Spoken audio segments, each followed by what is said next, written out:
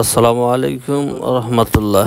সম্মানিত ভিউয়ার্স, আজকে ইশরাক বিল আদাত বা অভ্যাসগত শিরক নিয়ে সংক্ষিপ্ত কিছু আলোচনা করার চেষ্টা করব ইনশাআল্লাহ। আমরা জানি শিরক অর্থ হচ্ছে অংশীদার করা, আল্লাহর সাথে কাউকে শরীক করা।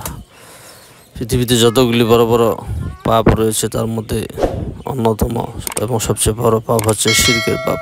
আল্লাহ বললেন, পৃথিবীর সমস্ত পাপ আমি ক্ষমা করে দেবো শিরিক ব্যতীত। নিশ্চয় শিরিক সবচেয়ে বড় পাপ। শিরকের অর্থ আমরা দৈনন্দিন জীবনে কথায় ও কাজে অভ্যাসবশত অনেক সময় শিরিক করে থাকি। যেমন কোনো একদিন ক্ষণ বা তিথিকে শুভ বা অশুভ মনে করা, নজর লাগা থেকে বেঁচে থাকার জন্য বাচ্চার কপালে কালো টিপ দেওয়া, জিন ভূত থেকে বাঁচার জন্য ঘরের চালে ঝাঁটা ও ঝুড়ি টাঙ্গানো বা প্রাণীর মাথার খুলি ঝোলানো, ক্ষেত বা পুকুরে মানুষের মূর্তি খাড়া করে রাখা, বাড়ি থেকে বের হওয়ার সময় হোঁচট খাওয়া, পিছন দিক থেকে ডাক দেওয়া অশুভ মনে করা, মাটির শপথ, রক্তের শপথ, অগ্নি শপথ প্রভৃতির নামে শপথ করা, কারো মাথার দিব্যি দেওয়া, গোলাম মাহমুদ, গোলাম রসুল, গোলাম নবী, নবী বক্স, রসুল বক্স, পীর বক্স, মাদার বক্স প্রভৃতির নাম রাখা। এছাড়া বিপদ আপদ থেকে মুক্ত থাকবে মনে করে নামের সাথে মৃত পীরের নাম বা লকব যুক্ত করা, যেমন খাজা, চিস্তি, আজমেরি, মঈনুদ্দিন, আল কাদরি প্রভৃতি।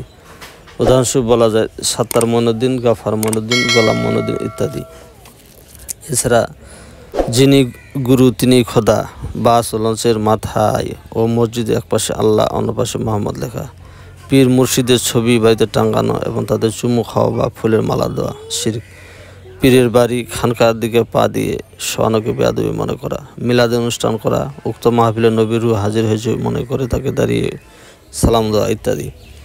আল্লাহর নূরে মোহাম্মদ পয়দা, মোহাম্মদের নূরে শাহজাহান পয়দা বলে বিশ্বাস করা, শেষ নবী তার কবরে রক্ত মাংসের দেহ নিয়ে বেঁচে আছেন, এই ভক্তদের প্রার্থনা শ্রবণ করেছেন বলে বিশ্বাস করা, শেষ নবীকে নূরের নবী বলা, আউলিয়ারা মরে না বলে ধারণা করা, জন্মভূমিকে মা বলে সম্বোধন করা, সমাধিসৌধ, মিনার, বেদি বানিয়ে সেখানে সম্মান দেখানো, ফুল দেওয়া, কবরকে উপলক্ষ করে সেখানে মসজিদ তৈরি করা, ওরসের মেলা বসানো, পীরের কবরের পাশে কবর হলে কারু কবরে আযাব হবে না বলে ধারণা করা অভ্যাসগত শিরক।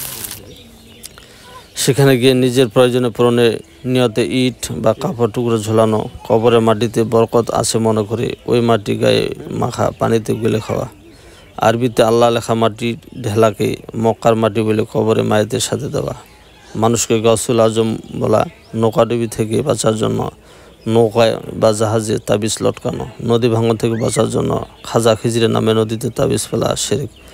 অ্যাক্সিডেন্ট থেকে বাঁচার জন্য কবরে পয়সা দেওয়া শিরক। নির্দিষ্ট দিনে কোনো কবরে বা স্থানে গিয়ে সালাত আদায় করা, দোয়া দরুদ, দান সদকা করা, আবহাওয়া ঠিক থাকার জন্য সূর্য চন্দ্র ও নক্ষত্র পূজা ইত্যাদি সবাই অভ্যাসগত শিরক। আমাদের সমাজে অসংখ্য শিরকে আমরা নিমজ্জিত। আমরা জানি প্রতিটি ভাবে নির্দিষ্ট গতি রয়েছে, নির্দিষ্ট ধারা রয়েছে। কেউ যদি শিরক করে তাহলে তার অতীত জীবনের যতগুলি নেক আমল রয়েছে সমস্ত নেক আমলগুলিকে জ্বালিয়ে দেওয়া হয়।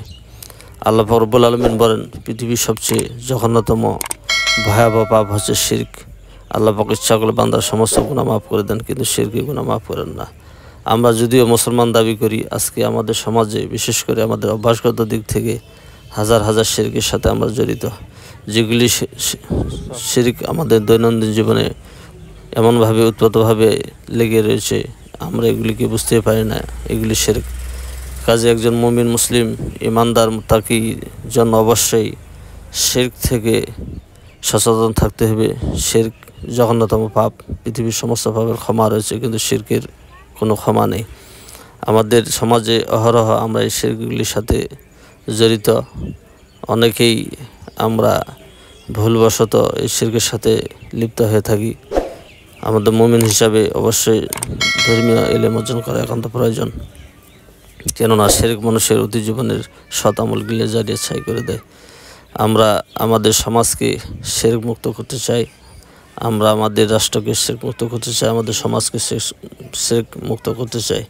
আল্লাহ পাক রব্বুল আলামিনের কাছে নিরঙ্কুশ ইবাদতের জন্য শিরক মুক্ত থাকা একান্ত আবশ্যক। আল্লাহ পাক রব্বুল আলামিন অল্প আমলে আমাদের জন্য কবুল করবেন যদি সেটা শিরক মুক্ত হয়। আজকে এ পর্যন্ত, সবাইকে ধন্যবাদ। আল্লাহ।